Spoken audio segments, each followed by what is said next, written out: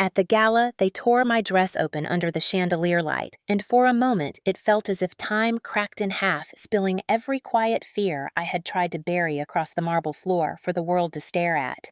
One second I was standing among glittering gowns and polished tuxedos, pretending I belonged. And the next, Vivian Blackwater, my mother-in-law, was grabbing a fistful of fabric at my back while shouting that I had stolen her sapphire crest necklace. Before I could turn or breathe or understand why she was screaming, Marissa rushed toward me with a face twisted in manufactured outrage and yanked at my shoulder seam so hard the neckline snapped. The bodysuit beneath my dress kept me from being fully exposed, but that did nothing to soften the humiliation of hearing 100 phones lift to record me as the gown I had chosen, so carefully collapsed in a single violent motion. Someone whispered, "Oh my God." Someone else whispered, "Of course she did," with a tone dripping with satisfaction, as if they had been waiting for a moment like this to confirm their worst assumptions about me. A man near the bar muttered, "This is insane," while another woman covered her mouth but still kept her camera pointed at me. In the breathless chaos, I turned toward Carson, my husband, praying he would step between me and the madness unfolding, but he took a step back, instead, a tiny retreat that shattered more inside me than the tearing of silk ever could. His eyes slid away from mine, as if he could not bear to be connected to the embarrassment. He actually looked relieved that the attention was on me rather than on him. Security closed in around me with the efficiency of men who had been given a command before I ever realized what was happening. They seized my arms and jerked me forward, and I stumbled because my heels were slipping on the torn hem dragging across the marble floor. I kept trying to hold the remains of my dress together while being pulled through a sea of stairs that burned hotter than the bright chandelier overhead.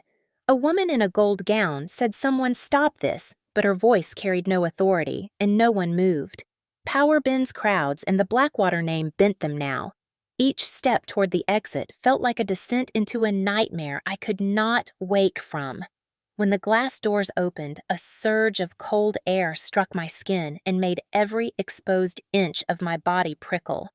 The flash of cameras behind me reflected off the glass like lightning, and I realized that my humiliation had already begun to spread to phones, to whispers, to the digital veins of social media that would carry it far beyond this building. I could not breathe. I could not think. Security released me at the top of the steps, and the doors shut behind me with a finality that felt like a verdict. My legs shook beneath me. I clutched the torn fabric tight against my waist, while my breath came out in panicked bursts that clouded in the night air. I wanted to scream, to pound on the doors, to demand answers, but my voice remained trapped behind the choking throb of disbelief rising in my throat. It was not just the physical exposure that hurt. It was the realization that the people inside, the people who should have protected me, had orchestrated this moment to break me publicly.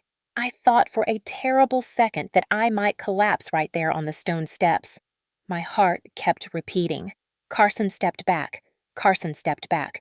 Carson stepped back until the words lost shape and became a hollow ringing in my ears. I pressed my hands to my temples and tried to steady my breathing. I could still hear distant music inside the ballroom, a cruel reminder that the celebration continued without interruption, without remorse, without even a whisper of sympathy for the woman they had thrown out like trash. I sank onto the top step and wrapped my arms around myself, unable to decide if I felt more numb or more furious. The truth was both feelings warred inside me, crashing into each other without mercy. They think this is the end of me. The thought surfaced uninvited quiet at first, then louder, stronger, steadier. They think stripping me in front of everyone will erase me. They think my silence makes me powerless. They have no idea who I am. I looked up at the night sky as if it could ground me. The cold bit into my skin, but beneath the trembling and humiliation, something old and fierce began to move, something I had spent years trying to hide. It felt like an ember being struck in the dark, tiny, but impossible to ignore. I had run from my past for a decade, desperate to live a modest life where love was real and not bought. I had believed that hiding my last name would protect me. I had believed that joining the Blackwater family would finally give me a place to belong. But the truth was, this night had shown me exactly where I stood with them. Not as a daughter, not as a wife, not as a person of value. I was a target, a threat, a problem they wanted to remove. They thought humiliation would break me beyond repair. They did not know that I was not alone. They did not know what name I had buried. They did not know who my father was or what he would do if he learned what had been done to me. And standing on those freezing steps outside the Blackwater Global Charity Gala, clutching the ruins of my dress, I finally understood that I could not keep running from the truth of who I was. Let me take you back to how I ended up being humiliated by the people who claimed to be family. My name is Alara Collins, or at least that is the name I allowed the world to believe. The truth is that Collins was never mine. It was a mask, a quiet shield I crafted at 18 when I decided I could no longer live inside the shadow of the man the world worshipped and feared in equal measure.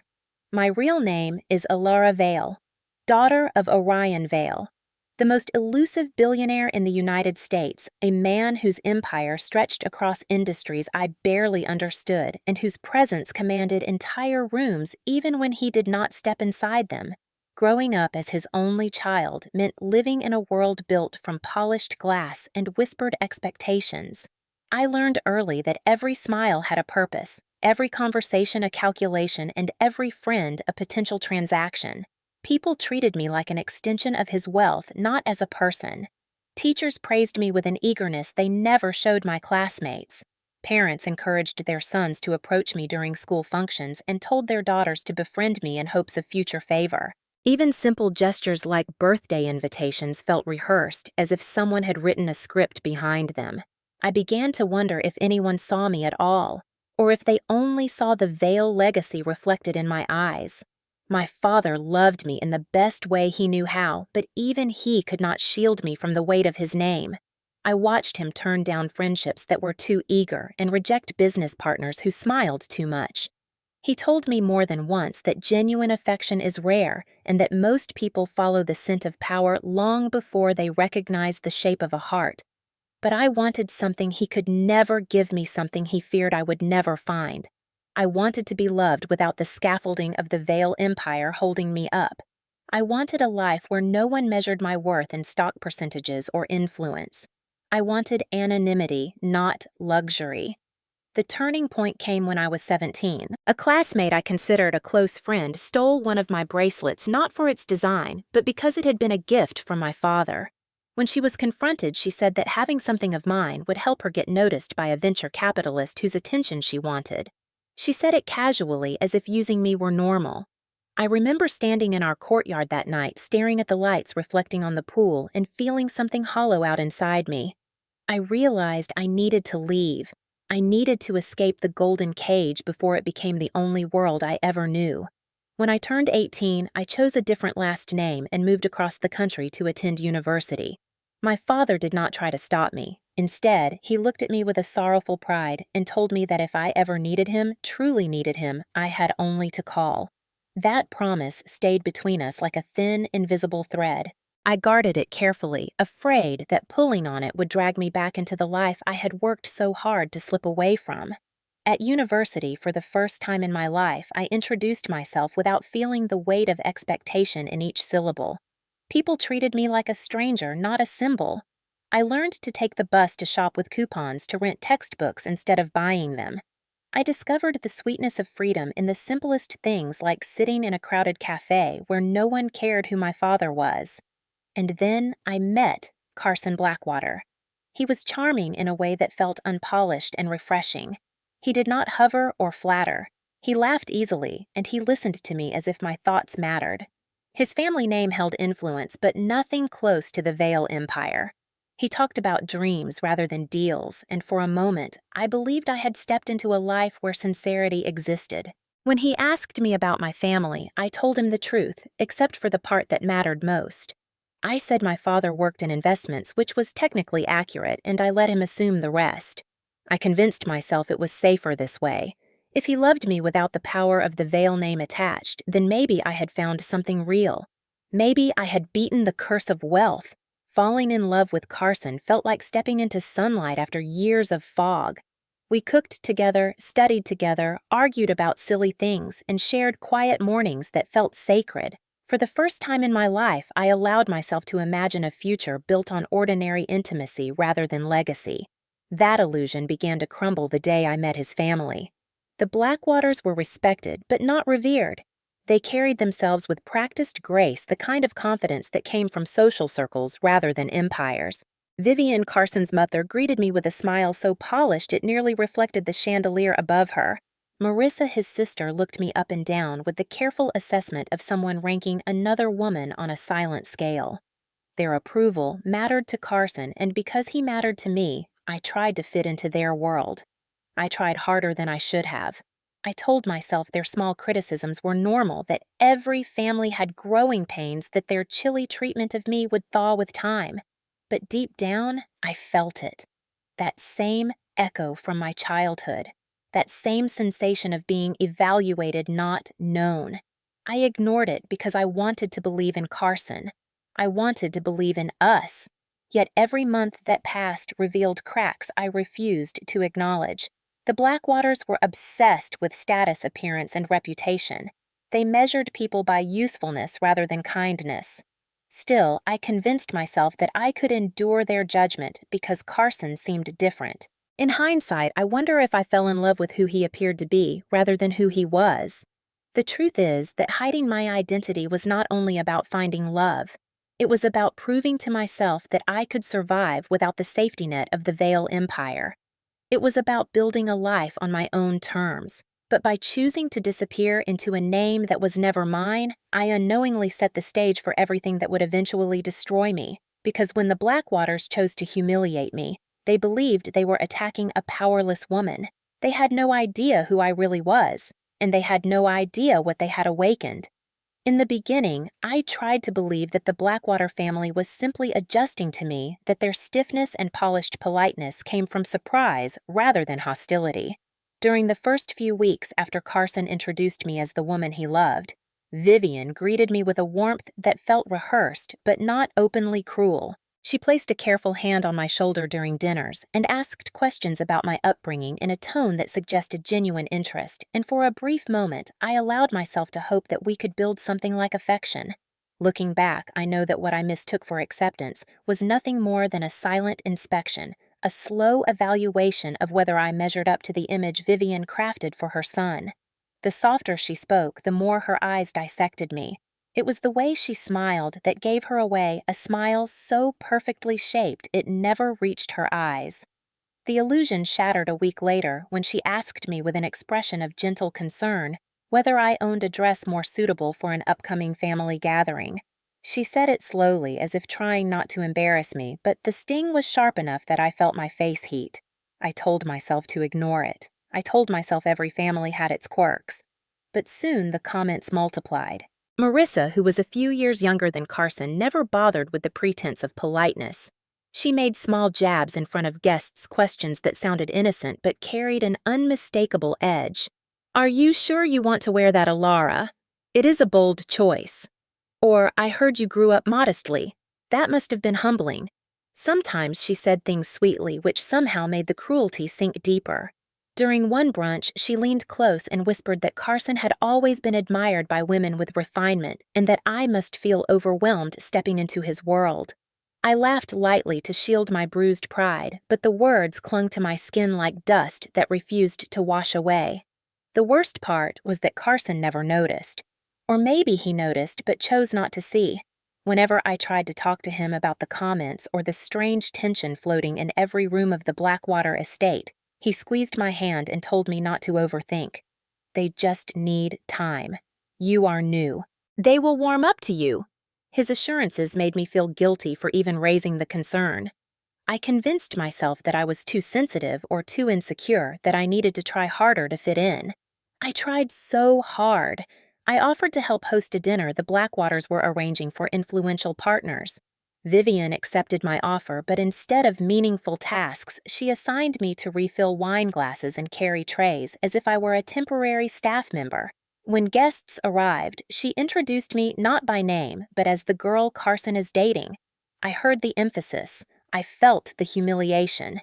Yet I smiled because Carson was across the room and I did not want him to think I could not handle a little pressure. When the dinner ended and the guests left, I asked Vivian if the way I was being introduced was intentional. She looked surprised for only a moment before smoothing her expression into something unreadable. "You are young," she said quietly. "You have yet to understand how introductions work in our social circles. We must ease you in slowly so people do not make assumptions." She said it as if she were protecting me, but her eyes carried that same glint I was beginning to recognize. It was not protection. It was placement. She was making sure everyone saw me as someone below them, someone who should feel grateful to be allowed in the room at all. Things did not improve. If anything, they grew sharper with time. Marissa escalated from whispers to comments loud enough for me to hear clearly across a table. She pointed out flaws in my outfits. She mocked my attempts to contribute to conversations about business. She once told her friend that Carson was so kind for choosing someone with such simple charm. I pretended not to hear it, but my stomach twisted painfully. The cruelty was not always loud. Often it came in small, deliberate cuts meant to bleed slowly. A missing invitation to a family meeting. A message passed to Carson but never to me. Conflicting information about schedules and events. Instructions altered just enough to make me appear forgetful or unaware. Vivian sometimes touched my arm with gentle fingers while delivering these little blows, as if giving affection softened the humiliation. I kept trying to defend them in my mind. Maybe they were stressed. Maybe they were cautious about who entered their inner circle. Maybe they needed more time. But deep down, a feeling of dread coiled inside me. I recognized this pattern. I had seen it all my life growing up around people who smiled while calculating the value of everyone in the room. The Blackwaters were no different. They were simply less practiced at hiding it. Carson continued to float above it all blind in ways that felt willful. Whenever I told him what his mother or sister said, he dismissed it with a laugh. "That is just how they are. Do not take it personally. They do not mean any harm." His refusal to acknowledge the truth made me question my own reality. If the person I loved could not see the cruelty directed at me, maybe I was misinterpreting things. Maybe my sensitivity was the problem, and so I stayed quiet. I apologized when I should have stood firm. I tried harder when I should have protected myself. I told myself love meant patience, meant compromise, meant letting small things go. But the small things were not small. They piled layer after layer until I felt my sense of worth slowly being eroded. There were rare moments of softness, times when Vivian smiled and complimented my contribution to a meal, times when Marissa invited me to lunch and seemed genuinely friendly. Those moments made me hope again, made me believe that maybe the worst was behind us, that maybe we could find common ground. But every moment of hope was followed by something colder and sharper. It was a pattern I should have recognized earlier, a pattern designed to destabilize me. Looking back, I realized they were never deciding whether to accept me. They were deciding when to get rid of me, and they were only getting started. The first time I sensed that something larger and more dangerous was unfolding beneath the surface was the day Vivian announced the upcoming Blackwater Legacy Gala, an event she spoke of as if it were the crowning jewel of her family's social empire. She described it with reverence, explaining that leaders in finance, entertainment, and politics would attend, and that appearances mattered more at this event than at any other gathering of the year. Carson was excited in a distracted way, tapping through emails while telling me he could not wait to show me off. That phrase should have reassured me, but instead, it stirred something uneasy in my chest because the way he said it sounded less like admiration and more like possession. Vivian, however, was radiant. Planning seemed to electrify her, and she gathered her staff in the dining room with a glossy binder of instructions, color palettes, and floor plans. She never once looked in my direction while assigning roles. I stood silently near the doorway, holding a notebook I had brought in hopes of contributing, but she breezed past me repeatedly as if I were a decorative piece of furniture. When I finally spoke and asked if she wanted help with anything, she paused only long enough to say that the planning committee had already been chosen, and since I was new, it would be better for me to simply observe. Her smile was polite, gentle, and suffocating. It was the kind of smile that erased people rather than welcomed them. Marissa, perched on a bar stool with her laptop open, shot me a quick look of satisfaction that landed like a slap. I left the room feeling the familiar sting of exclusion press into my ribs. In the days that followed, the preparations consumed the entire estate. Teams of decorators came and went with samples of crystal arrangements and fabric swatches. Caterers lined up trays for taste tests. Carson spent more time at work finalizing sponsorships, and when he came home, he was either exhausted or in a rush to join his mother and sister in reviewing details. I tried again to help approaching Vivian with a proposal for a charity feature that could add heart to the event. She listened politely but said the gala was not the place for experiments and that we should stick to tradition. I felt small but forced myself to stay gracious. I said no problem. Maybe another time. She nodded once and returned to her binder. That was when I first noticed the quiet glances exchanged between her and Marissa. They were quick but unmistakable. Something was being discussed in silence. Something that involved me. A week before the gala invitations were hand-delivered to all confirmed guests. They were printed on thick embossed cardstock with gold lettering. When Carson handed me mine, I saw my name printed correctly, but the dress code listed on my card did not match the one I overheard Vivian mentioning earlier. Mine said avant-garde formal. Vivian had said classic formal. I asked Carson about the discrepancy, but he brushed it aside, saying the design firm sometimes made minor errors and that avant-garde formal simply meant I could be bolder with fashion choices. I wanted to believe him, but the unease grew deeper. Later that night, I saw Marissa holding a stack of invitations and whispering to a friend that she hoped everyone remembered the correct dress code. She caught my eye and smiled sweetly before turning away. A cold prickle crept up my spine. Another sign appeared when I arrived late to a family briefing that I had not been told about. Vivian looked at me with a perfectly rehearsed expression of concern and said, "Perhaps Carson forgot to tell you." No harm done. But the look in her eyes said otherwise. Marissa giggled softly and added that punctuality was important for women who represented the family publicly. The remark hit me harder than I expected. I apologized, even though I had done nothing wrong. In the car ride home, I asked Carson if he had forgotten to mention the meeting or if someone had changed the schedule. He frowned, confused, and insisted he had told me, but he had not. I knew he had not. The conversation left a fog of doubt hanging between us. I began to gather the pieces of a puzzle I did not yet fully understand. Every exclusion, every altered detail, every offhand insult felt less random and more orchestrated. And yet, I questioned myself constantly. Maybe I remembered wrong. Maybe I misunderstood. Maybe I was sensitive. That was the very environment they thrived in. They twisted reality gently enough that I felt unsure, but sharply enough that I felt inferior. 2 days before the gala, Vivian summoned me to her dressing room and asked if I had chosen a gown. When I said yes, she asked to see it. I reluctantly brought the garment bag and revealed the dress I had spent weeks saving for a beautiful navy silk gown that hugged my waist and fell in a soft drape. She touched the fabric with delicate fingers and said the color was interesting, though not traditionally flattering under chandelier lighting. The way she said interesting felt like a rejection wrapped in velvet. She then showed me her own gown, a breathtaking white and gold creation designed to draw every eye in the room. Standing next to her, my dress suddenly felt inadequate, as if my body and my presence were not worthy of the space. Marissa entered mid-conversation and looked at my dress with a forced smile. "Very brave choice, Alara. Not everyone could pull that off." Her tone made it clear she did not think I could either. The strangeness grew heavier with each interaction. On the morning of the gala, I found my invitation missing from my dresser. Carson insisted I must have misplaced it even though I kept it in the same spot for days. I searched everywhere until I finally saw it tucked between magazines in the living room, placed so precisely it could not have slipped there on its own.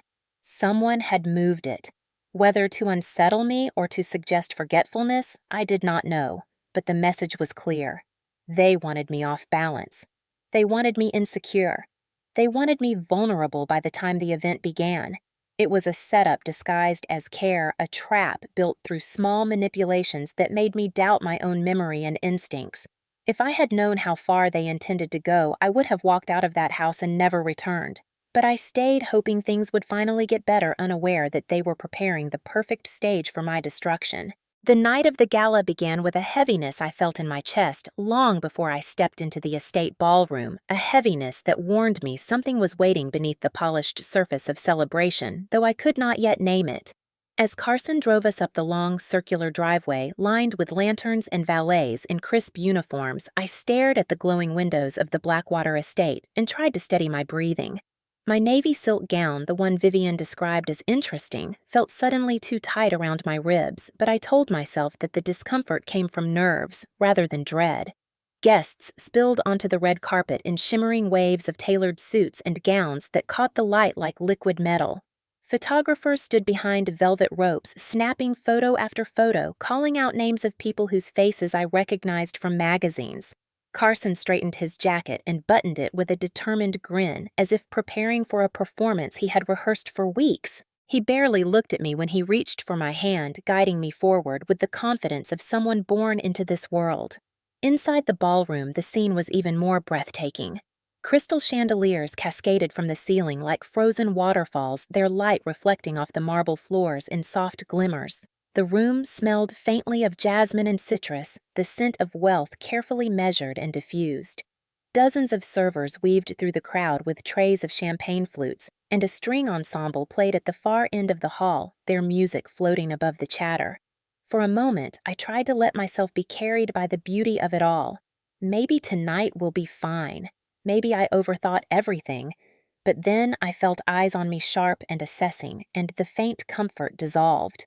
Vivian appeared beside us almost instantly, dressed in her radiant white and gold gown that seemed to glow under the chandeliers. She kissed Carson's cheek and then gave me a smile that felt like the cool touch of a blade.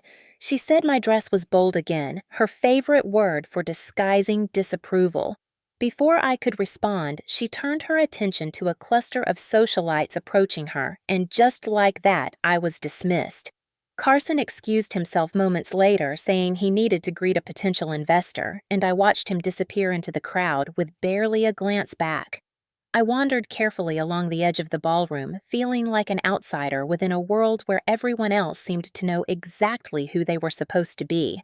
A woman in a sequined gown stopped me near the champagne fountain and asked softly whether I was part of the event staff. The question struck me with unexpected force, even though she apologized quickly when she realized I was with Carson.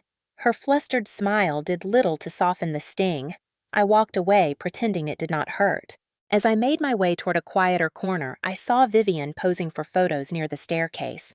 The sapphire crest necklace glimmered at her throat, a deep blue gem surrounded by a halo of diamonds. She touched it lightly as she smiled for the cameras, her posture regaled her pride unmistakable. I remembered her saying the necklace was one of her most prized possessions. I remembered how she had made sure I watched her put it on earlier, and for a brief moment I wondered why she seemed so intent on drawing attention to it tonight. She disappeared upstairs a few minutes later, trailed by two assistants. Marissa arrived shortly after, looking flushed and slightly breathless. Her hair was perfect, but something about her expression seemed forced, like someone who had run to arrive in time for her cue. She glanced at me and quickly looked away. The unease in my stomach twisted tighter. I told myself not to read into things, but the pattern had become too obvious to ignore. Still, I tried to keep my composure. I accepted a glass of champagne from a passing server and held it between my hands to anchor myself.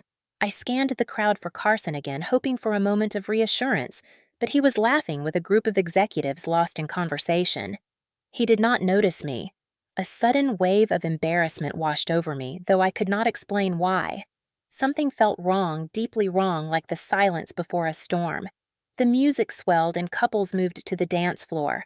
People laughed, mingled, exchanged business promises that would no doubt be forgotten by morning. I drifted around the edge of the room until I found myself near the corridor leading to the dressing rooms. That was when I saw Marissa walking out of one of them, her shoulders rising and falling with heavy breaths. She froze when she spotted me. Her eyes widened for a fraction of a second before she recovered and flashed a tight smile. I asked if she was all right. She said she had just needed a moment to reapply her lipstick, but there was no lipstick in her hand. She left quickly, almost too quickly, and I felt that cold prickle again.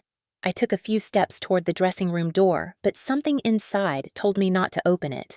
Not yet. Instead, I returned to the ballroom, my pulse quickening with every step. Vivian appeared again once the orchestra shifted to a softer melody. She took the microphone and thanked everyone for attending. Her voice was warm, inviting, flawless. She looked like the perfect hostess. If I had not known better, I might have believed her sincerity. As she spoke, she swept her gaze across the room past the glittering crowd and finally let it land on me, and for a single breath her expression flickered. I did not know what that flicker meant not then. I only knew it made my heart clench. Everything felt too quiet, even with the music playing. Too still, even with hundreds of people moving. Too cold, even under the heat of the chandelier lights. Something was coming. I could feel it like the echo of a distant warning.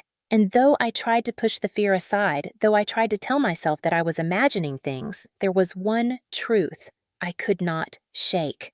The night had only just begun, and the Blackwaters had not yet revealed what they had planned for me. Vivian's voice cut through the ballroom like a sudden crack of thunder. "My necklace is gone!" Her hand flew to her throat, her eyes wide with a horror so theatrical it drew every gaze in the room.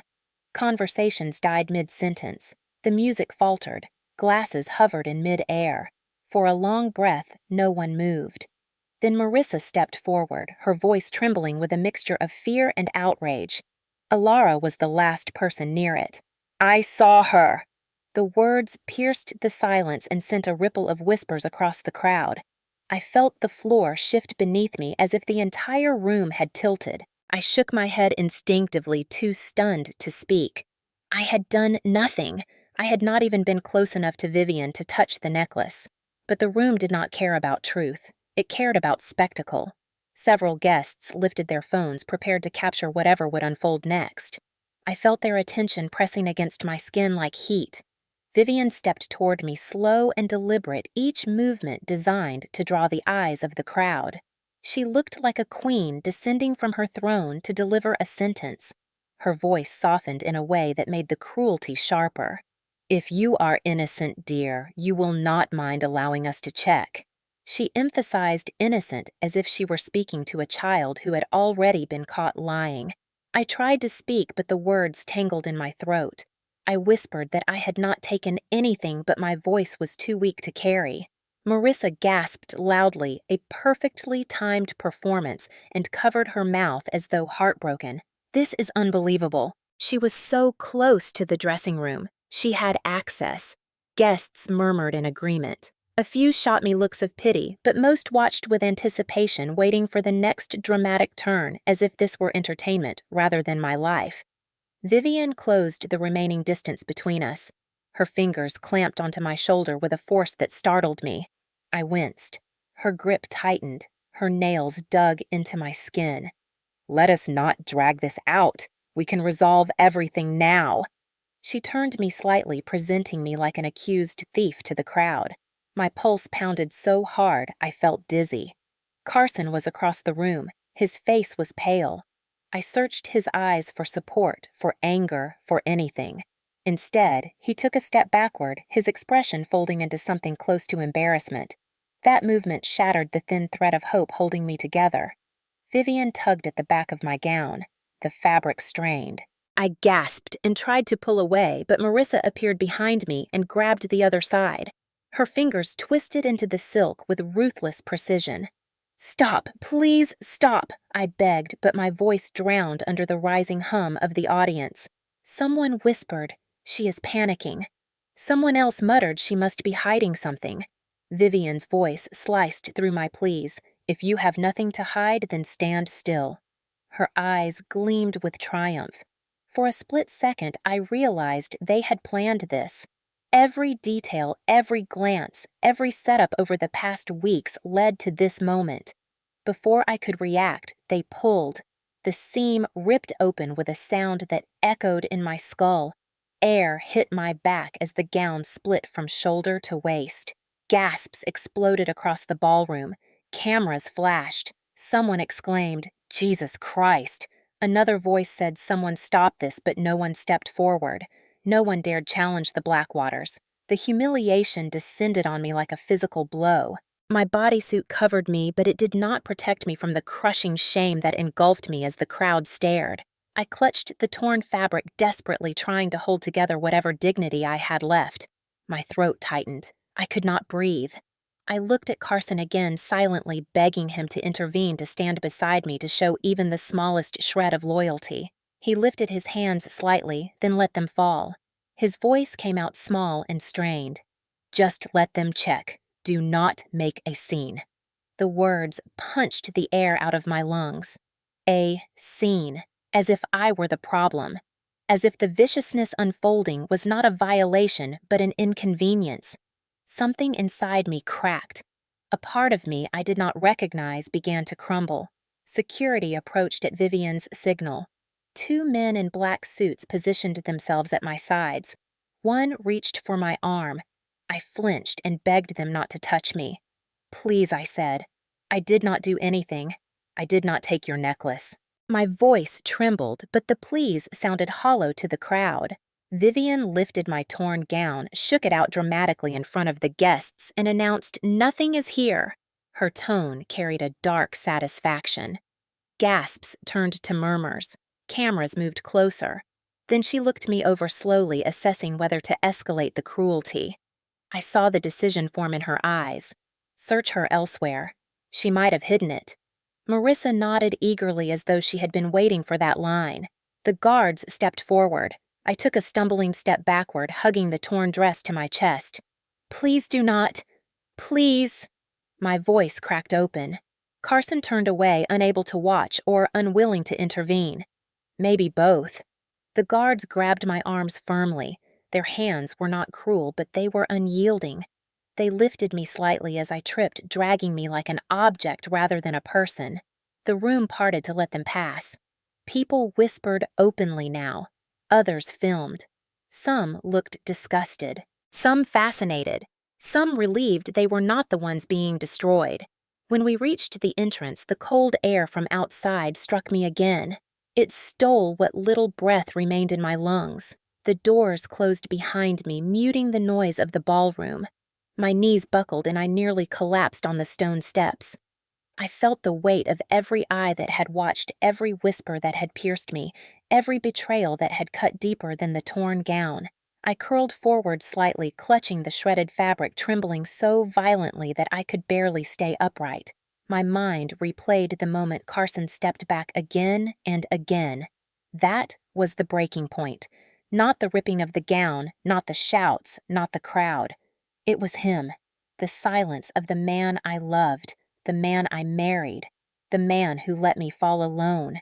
In that moment, something inside me shattered completely, and something else, something fierce and buried, began to rise. The cold cut through me the moment the heavy doors of the Blackwater estate closed behind the guards. The sharp air bit into my exposed back and arms, and for a moment I simply stood there trembling, clutching the shredded gown to my chest while my breath escaped in broken clouds. I felt untethered, as if my body no longer knew how to hold itself upright. My mind replayed the scene inside with brutal clarity, each detail sharper than the last. Vivian's triumphant eyes, Marissa's false outrage, the crowd's delight in my humiliation, and Carson stepping back as if I were something contagious. The sting of that memory hollowed me out until I felt like a shell barely held together by shaking limbs.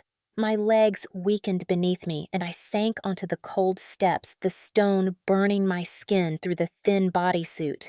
The world around me blurred lights, smearing into streaks of gold and white. I hugged myself tightly, fighting the urge to crumble completely. Tears finally spilled over, silent and hot, sliding down my cheeks and falling onto the torn silk pooled around me. I tried to wipe them away, but my hands were shaking so violently I could barely lift them. A figure approached, quietly hesitant but sincere. A young security guard, no older than 20, stopped a few feet from me and removed his jacket. His hands trembled slightly as he held it out to me. "I think you need this more than I do," he said softly. His voice held no pity, only kindness, and that nearly broke me. I nodded, unable to speak, and he draped the jacket over my shoulders. The warmth hit me at once, and something inside me cracked open again, releasing a new wave of tears. He did not look away or pretend not to notice. He simply stood there, offering silent witness to the devastation I could no longer hide. For a long moment, I could not think clearly. Every option I had ever relied on seemed stripped away. I could not call Carson. I could not call anyone inside that building. I had no purse, no phone, no way to leave. I felt abandoned not only by the people I married into, but by the version of myself that believed I could ever belong there. My breath came in short, panicked bursts, as if my body had forgotten how to breathe deeply. I pressed my hands against my face and tried to calm myself. It did not work. Nothing worked. Then, through the noise of shame and fear and heartbreak, a single thought emerged. It was quiet at first, almost hidden. Call him. My stomach tightened. I resisted it instinctively. For 10 years, I had built my life around not calling him. I had spent a decade trying to prove that I could survive without the weight of his name protecting me. I wanted independence. I wanted anonymity. I wanted to believe I could be someone without being a veil. Calling him felt like surrender. But sitting on those cold steps with the last pieces of my dignity slipping through my fingers, I realized something painful and undeniable. I had nothing left to lose. The young guard knelt beside me, carefully keeping a respectful distance. "Do you want me to get someone for you?" His voice was gentle, the kind of gentle that comes from someone who has seen more suffering than they know how to fix. I swallowed hard. "I need a phone," I whispered. My voice cracked on the last word. Without hesitation, he reached into his pocket and handed me his. I stared at it for several seconds. My hands shook too badly to hold it steady. He placed it gently in my palms and then stepped back to give me space. I stared at the screen, my reflection fractured across the glare. My hair was disordered, my makeup streaked my gown torn almost beyond recognition. I looked like someone who had been discarded, someone who had been broken on purpose. Slowly, with trembling fingers, I dialed the only number I had ever memorized by heart. It rang once, twice, 3 times. I closed my eyes, already fearing he might not pick up, that I had waited too long, that the universe would deny me even this last lifeline. Then his voice filled my ear. "Elara," just my name spoken in a tone that pierced straight through my fractured composure. For a moment, I could not breathe. "Dad," I whispered. The word escaped me before I realized I had said it. I had not called him that in years. There was a pause on his end, a pause that felt like the entire world holding its breath. "Elara, where are you?" His voice was low and controlled, but beneath it I heard something else. Alarm, fear, a rising fury. I tried to answer, but my throat tightened and no sound came out. I forced myself to breathe, to gather enough strength to speak the truth of what had happened. "They humiliated me," I finally managed to say. "They tore my dress. They said I stole something. They dragged me out." I heard my voice crack again, each word trembling as it left me. I waited for him to interrupt, to ask questions, to demand details, but he said nothing. That silence terrified me more than any shouted reaction. It was the silence of a man who had shifted from father to something far more dangerous. When I finished, the only sound was my uneven breathing. Then he spoke, and his voice was no longer the soft tone I remembered from childhood. "Stay where you are. I am coming." The words were calm, steady, and absolute. A command rather than a reassurance. And then he added something that sent a shiver through my spine. "They have no idea what they just started." He ended the call before I could respond. I lowered the phone slowly, staring into the night as if something enormous had just shifted in the air around me. The young guard stepped closer. "Is someone coming for you?" I nodded weakly. "Yes. My father." He hesitated. "Do you need anything until he gets here?" I wanted to say no, but the truth was I needed everything. A blanket, a ride home, a way to rewind the last hour, a way to forget Carson stepping back, a way to erase the looks on those faces. Instead, I said, Just stay with me." He nodded and sat a respectful distance away. The night air grew colder, but something within me began to steady. My heart still ached, my body still shook, but a new awareness spread through me.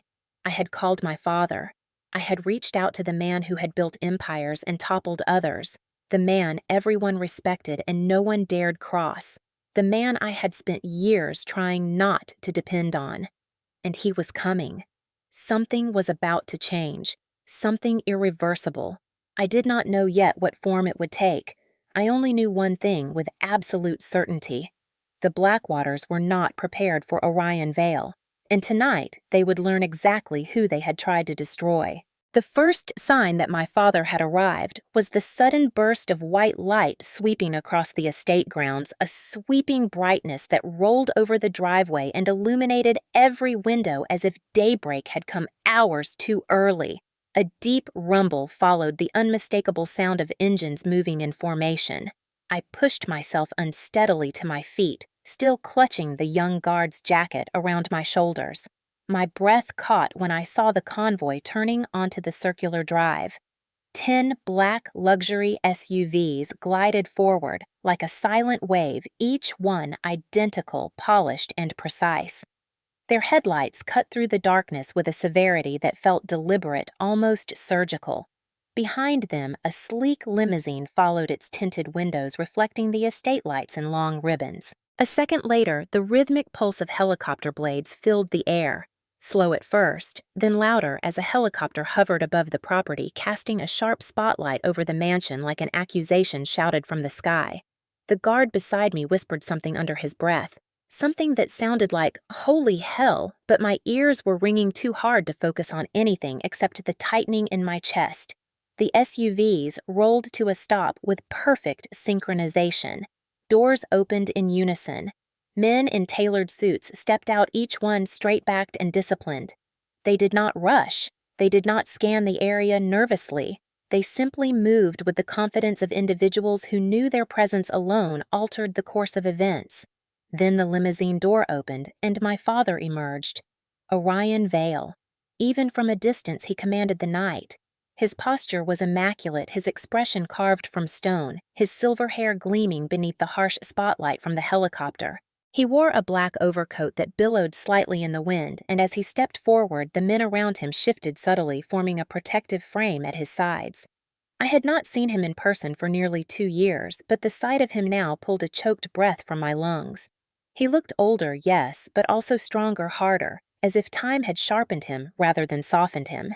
His gaze swept the steps until it found me. For a moment, the fierce lines of his face loosened with something that looked like pain. Then he climbed the steps quickly, abandoning the controlled pace he usually carried. When he reached me, he removed his coat and wrapped it around my shoulders without saying a word. The warmth of the fabric enveloped me, and the familiar scent of cedar and clean smoke hit me all at once so powerfully that tears stung my eyes. He lifted my chin gently, forcing me to meet his gaze. His eyes traveled over the torn remains of my gown, the bruises forming on my arms, the raw red marks where Vivian had grabbed me. His jaw tightened until the muscle twitched. "Who touched you?"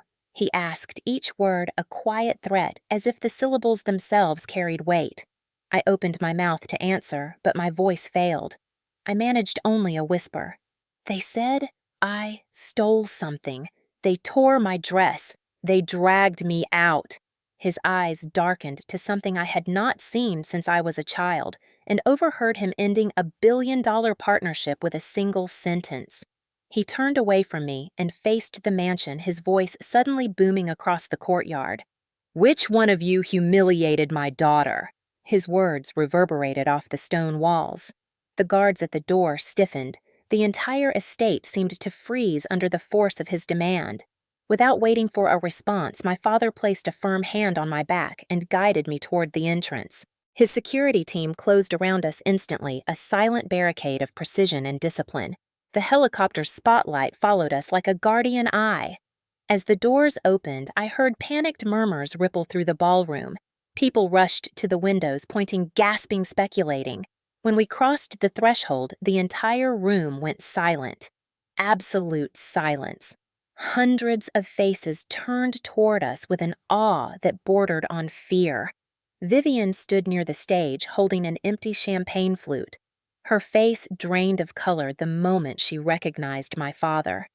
Marissa's lips parted in a stunned gasp.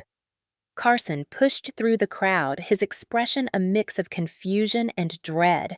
My father walked forward with me beside him, and the crowd parted instinctively. He did not raise his voice yet. Every word carried through the room with surgical precision when he said, "Gather everyone. Now." People obeyed without hesitation.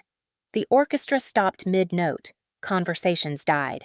Guests rushed to form a semicircle around us, whispering frantically. My father took the microphone from the podium with a calmness that felt more dangerous than rage. "Good evening." His tone was controlled, nearly polite, but the tension beneath it was unmistakable. "Many of you do not know me, though I know quite a few of you. My name is Orion Vale." A shiver ran through the crowd. Gasps followed. People exchanged looks of recognition and panic. Orion Vale was not just a name. It was a force, a myth, a financial empire unto itself. My father continued each word, slow and deliberate. "This woman you attempted to destroy tonight is my daughter. She is my only child. She is the rightful heir to the Vale Corporation." I watched the realization ripple outward like a shockwave. Phones lowered, backs straightened, expressions shifted from curiosity to horror. My father turned slightly, pulling me closer to his side in a gesture both protective and declarative. What was done to her tonight was not only inhumane, it was criminal. But before we address consequences, let us address truth. He snapped his fingers once. His head of security strode to the ballroom screens and connected a device. The screens flickered from the Gala slideshow to black, then to an image that made several guests gasp. Footage from the estate's internal security cameras. Cameras owned by the Blackwaters themselves. The first clip showed Marissa entering the dressing room hours before the event, glancing over her shoulder and opening the jewelry box. My heart raced as I watched her slip the sapphire crest necklace into her purse. The room buzzed with shock. My father lifted the microphone again. "This is only the beginning." And as the next video began to play, I realized something chilling and undeniable. This was not retaliation. This was judgment, and the power in the room had shifted completely. The ballroom felt smaller as the screens shifted to the next video, and every breath in the room seemed to tighten with the image of Vivian and Marissa standing in a private lounge, their voices captured with brutal clarity. Marissa asked if she was really sure about framing me, and Vivian answered with chilling confidence that humiliating me in public would force Carson to divorce me and protect the Blackwater reputation. Gasps erupted across the ballroom. Guests covered their mouths. Others whispered in disbelief. A few took discreet steps away from Vivian, as if her cruelty were contagious. My father calmly handed the microphone back to himself and waited for silence to settle like dust after an explosion. "What you have just witnessed is premeditated defamation conspiracy and emotional abuse broadcast for the entire country to see tonight." His voice was calm, but heavy enough that even those in the back straightened and held their breath. "This is not shame. This is evidence." Vivian staggered forward, her face drained of color. "Orion, this is a misunderstanding. We did not mean for things to go this far." My father lifted one eyebrow, the smallest movement, yet it brought the entire room back into stillness. "You stripped my daughter in front of 300 people, he said with an icy steadiness. "You torched her dignity, and you believe this is something that simply went too far." Marissa began to cry, her sobs echoing loudly as she sank onto her knees. Carson finally pushed his way forward, eyes wild, face pale. "Ilara, tell him I would never allow this. Tell him I tried to stop them." I did not even turn toward him. My father did. And the calm in his voice shifted into something far sharper. "Do not insult her intelligence or mine. You stood still, you stepped back, and you let them destroy her." The silence that followed was suffocating. Then my father raised one hand, signaling to his legal team. 5 attorneys stepped forward, each carrying a folder. My father spoke with the ease of a man who had already planned every move hours before the Blackwaters ever imagined there would be consequences. The first attorney opened his folder and projected documents onto the screen.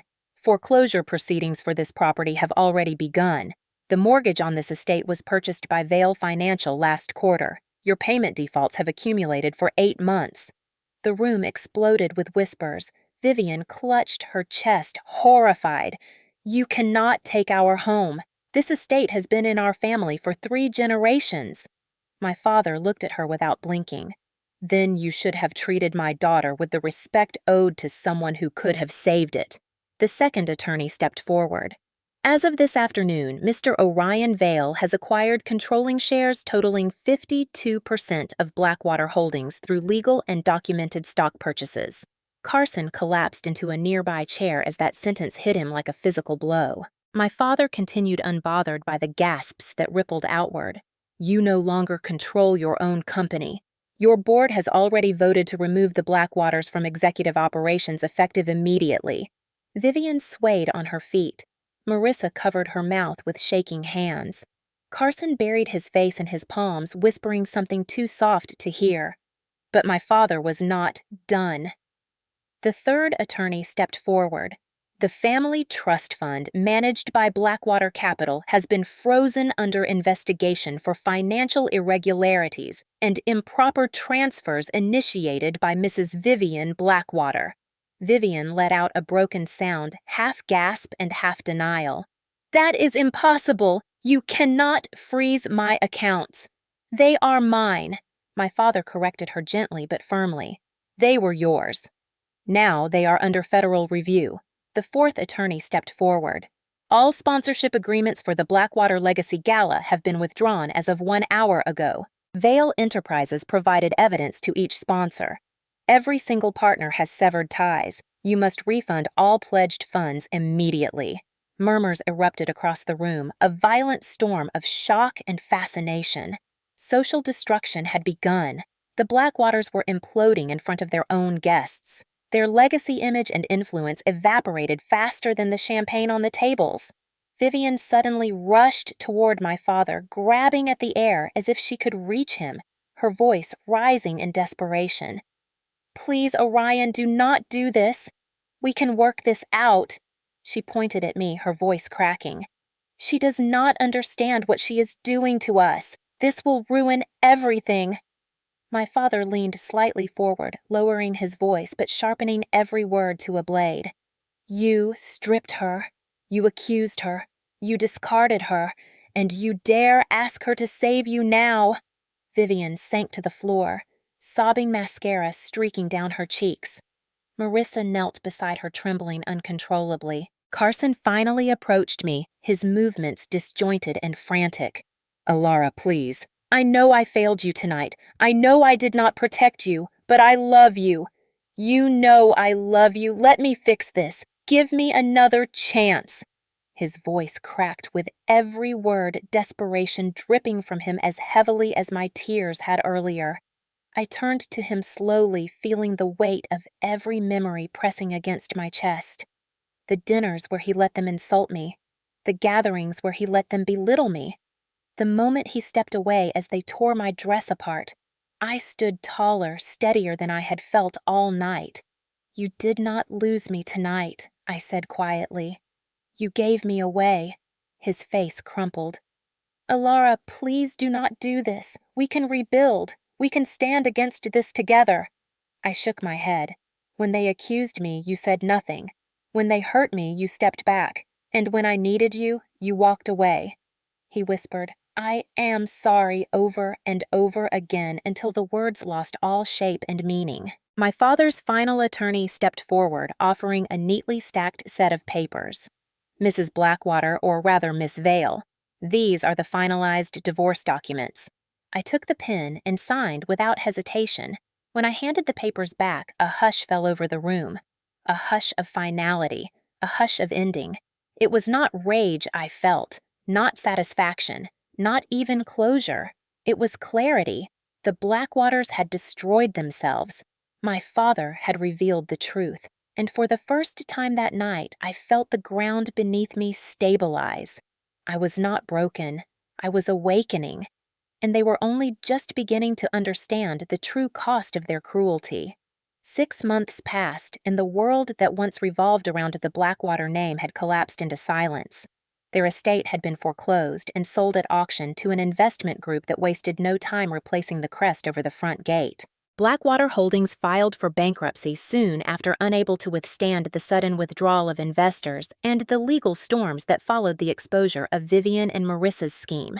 News outlets dissected the scandal for weeks, replaying footage from that night at the gala that captured not only their downfall, but also the moment my father stood beside me and reclaimed me as his daughter.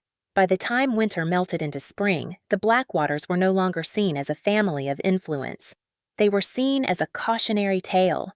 Vivian now worked at a high-end department store as a fragrance sales associate, a job that required her to stand for hours under fluorescent lights offering perfume samples to customers who sometimes recognized her from the viral videos.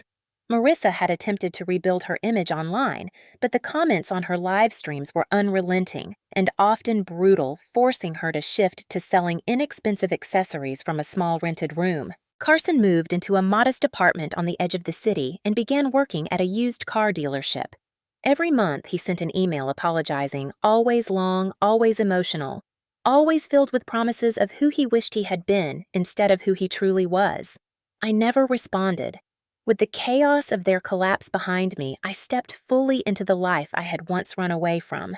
I accepted a position as vice president at Vail Corporation, not because it was given to me, but because my father insisted that if I wanted to accept my place in the company, I must prove through action that I deserved it. I spent hours in conference rooms learning the intricacies of our global division's shadowed executives and sat in on calls that stretched long into the night. For the first time, I began to understand the weight my father had carried for decades, the pressure behind every decision, the responsibility he bore, not just for himself, but for thousands of employees whose futures rested in his hands. There were moments when I doubted myself, moments when old wounds whispered that I was not enough, but my father challenged me, pushed me, encouraged me, and each time I met his gaze, I felt the strength he had always seen in me, and with every passing week, I began to see it too. Beyond the corporate world, I created something deeply personal. I founded the Aurora Initiative, a nonprofit organization dedicated to helping women escape emotionally abusive relationships, providing legal assistance, housing support, and mentorship programs.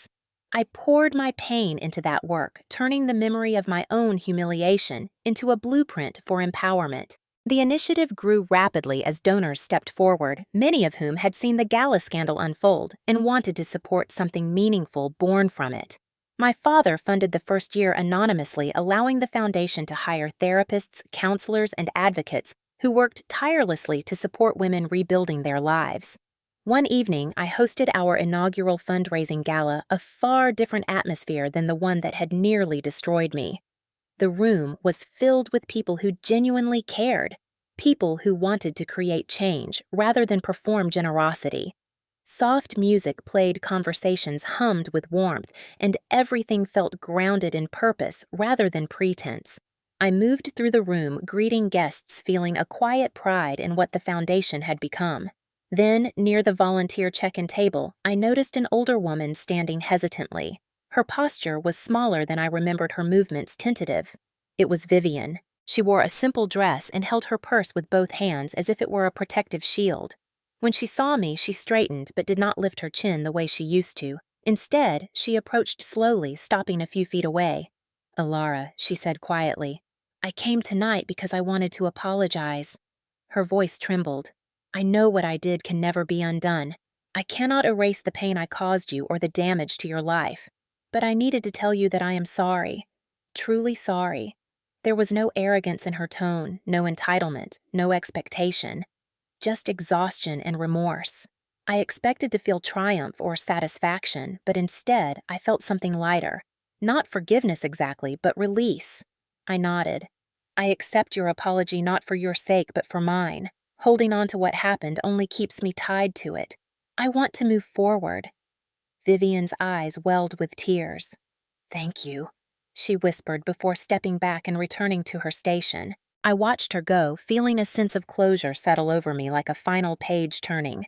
Later that evening, as guests mingled and donations exceeded every goal we had set, my father found me near the balcony where soft breeze slipped through the open doors. He placed a steady hand on my shoulder. "You did well tonight." His voice held a pride I had once been too afraid to seek. "You turned something that could have broken you into something that lifts others." That is strength. I leaned into his presence, the familiar comfort of his steadiness grounding me. I thought I had to stay small to find real love, I admitted. I thought hiding myself would give me a chance at a normal life. My father shook his head gently. "You never needed to be small, Ilara. You only needed to be yourself. Anyone who asked you to shrink was never worthy of you." I breathed in deeply, letting the truth of his words settle in the places that had once felt hollow. I survived humiliation. I survived betrayal. But more importantly, I had rebuilt. I had stepped into my worth not because of my last name, but because of who I had become. As the night drew on and the Aurora Initiative began a new chapter, I understood something I had not been ready to know before. The Blackwaters had not ruined me. They had revealed me. And the woman who rose from that night was someone I would never again apologize for being. If this story moved you, make sure to hit that like button and subscribe because more true justice and redemption stories are coming your way. Share this video with someone who needs a reminder of their strength and worth. Your support helps these powerful stories reach people who truly need them. And tell me in the comments below, have you ever been underestimated by someone who later regretted it? I read every single comment and your stories matter here. Stay strong, stay true, and never forget your value.